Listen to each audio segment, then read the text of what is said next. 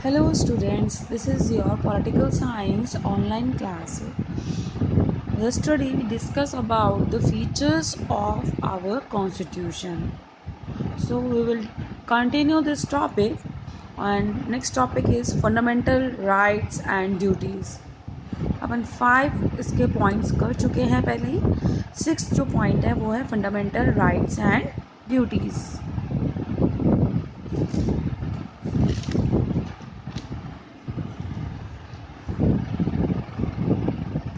The fundamental rights of the citizens have been described in the Article 12 to Article 35. ठीक है, देखिए सबसे पहले जो आपको लर्न करना है कि जो फंडामेंटल राइट्स है जो हमें दिए गए हैं वो किस आर्टिकल से किस आर्टिकल तक है, यानी वो आर्टिकल 12 से स्टार्ट हैं और आर्टिकल 35 तक हैं. क्या हैं हमारे fundamental rights of our constitution. The constitution makers originally gave 7 rights. जब हमारा कॉन्स्टिट्यूशन बना था तो जो कॉन्स्टिट्यूशन मेकर्स थे उन्होंने हमें 7 राइट्स दिए थे. कितने राइट्स दिए थे? फंडामेंटल राइट्स कितने दिए थे हमें? 7 फंडामेंटल राइट्स दिए थे to the citizens of our country. जिसमें फर्स्ट था आपका right to equality, right to freedom, right against exploitation, right to freedom of religion, cultural and educational rights, right to constitutional remedies और right to property. ये आपके 7 fundamental rights हैं जो हमें दिए थे. कब? जब हमारा कॉन्स्टिट्यूशन बना था. कॉन्स्टिट्यूशन मेकर्स ने दिए थे हमें 7 फंडामेंटल राइट्स. बट आगे क्या हुआ देखिए, right to property has been remove from the fundamental rights. जो एक राइट टू प्रॉपर्टी वाला जो आपका फंडामेंटल राइट था जो 7th नंबर पे लिखा हुआ है ना, इसको रिमूव कर दिया गया. रिमूव यानी इसे हटा दिया गया है ना, by the 44 constitutional amendment in the constitution. तो किस अमेंडमेंट के थ्रू इस राइट टू प्रॉपर्टी वाले फंडामेंटल राइट को हटाया गया? 44th constitutional amendment. कौन सा अमेंडमेंट था?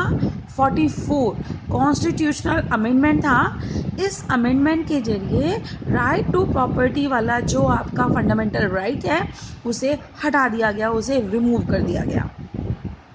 Thus, now there are only 6 fundamental rights. अब हमारे पास now का मतलब है अब. तो अब हमारे पास कितने फंडामेंटल राइट्स हैं? 6.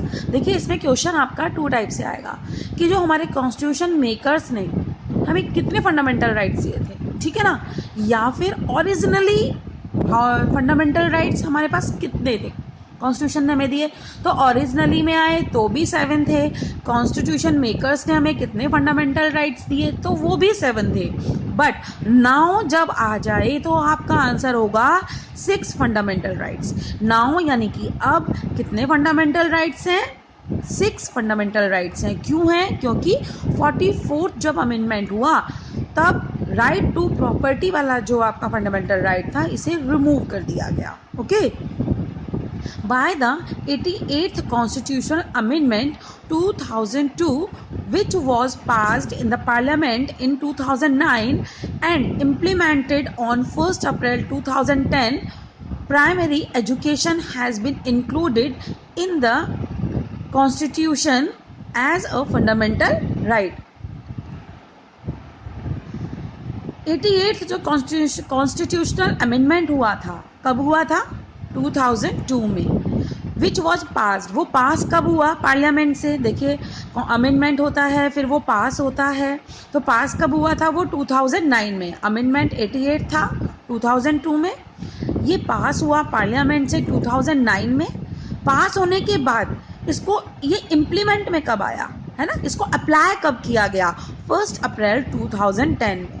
ये तीनों डेट्स है. देखिए 88 कॉन्स्टिट्यूशनल अमेंडमेंट कब? 2002 में. पास कब हुआ पार्लियामेंट में? 2009 में. और इसका अप्लाई कब किया गया या इसको इम्प्लीमेंटेड कब किया गया? 1 अप्रैल 2010 में. और ये कौन सा अमेंडमेंट था कि जो प्राइमरी एजुकेशन है has been included in the constitutional as a fundamental right. तो जो प्राइमरी एजुकेशन है वो फंडामेंटल राइट्स के अंदर इंक्लूड कर दी गई है। किस रूप में इंक्लूड किया वो हम अभी आगे पढ़ेंगे, ठीक है ना। प्राइमरी जो एजुकेशन है वो इंक्लूड कर दी गई है किसके अंदर, कॉन्स्टिट्यूशन के अंदर, किसके थ्रू, फंडामेंटल राइट के थ्रू। कौन सा अमेंडमेंट, 88th अमेंडमेंट, ठीक है ना। कौन से ईयर में, 2002 ईयर में, ठीक है। पास कब हुआ ये अमेंडमेंट, 2009 में। अप्लाई कब हुआ, 1 अप्रैल 2010 में, ओके।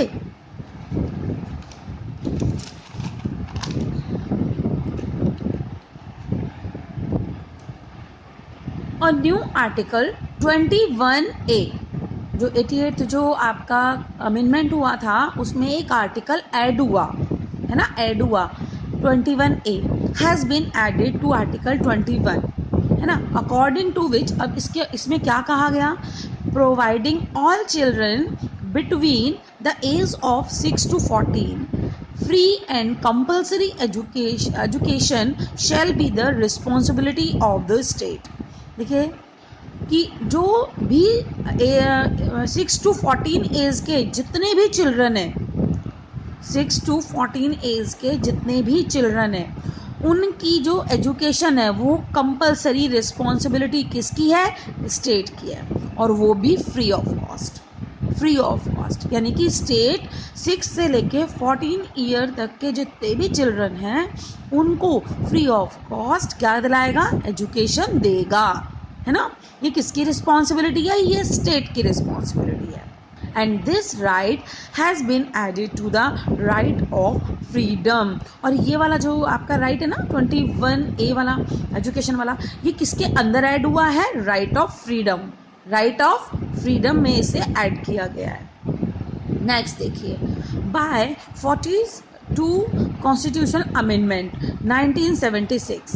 देखिए 42 जो कॉन्स्टिट्यूशन अमेंडमेंट हुआ था ये 1976 में हुआ था। लर्न करने की क्या है, 4 और 2 6 होते हैं ना, बस लगा दीजिए 4 और 2 6। देखिए 1976 है ना। तो जो 42 जो कॉन्स्टिट्यूशन अमेंडमेंट हुआ था ये 1976 में हुआ था। 42 4 और 2 6 है ना। और 10 fundamental duties of the citizens have been let down. और इसके अंदर फंडामेंटल ड्यूटीज़ दी गई थी, ठीक है, सिटीजन्स को कितनी, 10 दी गई थी, है ना। देखिए एक 42 कॉन्स्टिट्यूशनल अमेंडमेंट हुआ 1976 में जिसके अंदर सिटीजन्स को 10 फंडामेंटल ड्यूटीज़ दी गई थी, है ना। नेक्स्ट देखिए, by the 86 constitutional amendment regarding the right of education implemented in April 2010, 11 fundamental duty also been added in the constitution। 86 जो अमेंडमेंट हुआ हमारे कॉन्स्टिट्यूशन में, है ना, राइट ऑफ एजुकेशन था वो इम्प्लीमेंटेड हुआ अप्रैल 2010 में। और इससे जो हमारी फंडामेंटल ड्यूटीज़ थी वो अब 10 की जगह क्या हो गई हैं, 11 हो गई हैं, है ना। तो इसमें 11th एक फंडामेंटल ड्यूटी जो थी वो ऐड हुई किसके अंदर, फंडामेंटल ड्यूटीज़ में और हमारे कॉन्स्टिट्यूशन में। According to which availing of the opportunity of education for their children between 6 to 14 years shall be the duty of the parents। और ये हमारी ड्यूटी क्या थी कि जो 6 to 14 years के जितने भी चिल्ड्रन हैं उनको एजुकेशन दिलाने की जो ड्यूटी है वो किसकी है, पेरेंट्स की। ये आपको लर्न करना है कि जब फंडामेंटल ड्यूटीज़ आए तो उसमें ड्यूटी किसकी है, पेरेंट्स की। और जब फंडामेंटल राइट आते हैं तो रिस्पॉन्सिबिलिटी किसकी हो जाती है, स्टेट की। देखिए दोनों ही ये एजुकेशन से रिलेटेड है और दोनों ही 6 to 14 ईयर्स के जितने भी चिल्ड्रन हैं उनसे रिलेटेड है। इसलिए आपको ये याद रखने वाली चीज़ है कि जब स्टेट की रिस्पॉन्सिबिलिटी आती है तो वो फंडामेंटल राइट्स में होती है, और जब आपकी पेरेंट्स की जब रिस्पॉन्सिबिलिटी आती है या ड्यूटी आती है तो वो आपकी फंडामेंटल ड्यूटीज़ के अंदर आती है, okay. Thus, the number of fundamental duties is now 11। तो यानी कि जब 42 जब अमेंडमेंट हुआ था, जब हमें कितने फंडामेंटल ड्यूटीज़ दी गई थी, 10। लेकिन अगर हम अब की बात करें कि नाउ अब कितनी हमारी फंडामेंटल ड्यूटीज़ हैं, वो 11 फंडामेंटल ड्यूटीज़ है, ठीक है। एक चीज़ और जो आपको लर्न करने वाली है, जो कन्फ्यूजिंग वाली है, इसमें ये याद करना है आपको कि 86 जो था अमेंडमेंट हुआ था, जिसके अंदर पेरेंट्स की ड्यूटी थी चिल्ड्रन जो कि 6 to 14 ईयर्स के जो चिल्ड्रन थे उनको क्या देना, एजुकेशन देना। ठीक है ना, ये आपको याद करने वाली बात है कि इसके अंदर कौन सा अमेंडमेंट था, ये 86 अमेंडमेंट है ना। और जो इससे पहले वाला जो मैंने आपको अमेंडमेंट बताया था वो था आपका 88 कॉन्स्टिट्यूशन अमेंडमेंट। ठीक है, जिसके अंदर क्या हुआ था, स्टेट की ड्यूटी थी, स्टेट की रिस्पॉन्सिबिलिटी थी, है ना, चिल्ड्रन 6 to 14 ईयर्स के चिल्ड्रन को क्या देना, एजुकेशन देना। ओके, तो डिफरेंस आपको जो है दोनों को अच्छे से समझना है। नेक्स्ट आता है डायरेक्टिव 7 नंबर पे, directive principles of state policy. Directive principles adopt by the constitution of Ireland. Directive principles कहाँ से लिए गए हैं, आयरलैंड से लिए गए हैं। डायरेक्टिव प्रिंसिपल्स कहाँ से लिए गए हैं, आयरलैंड से लिए गए हैं।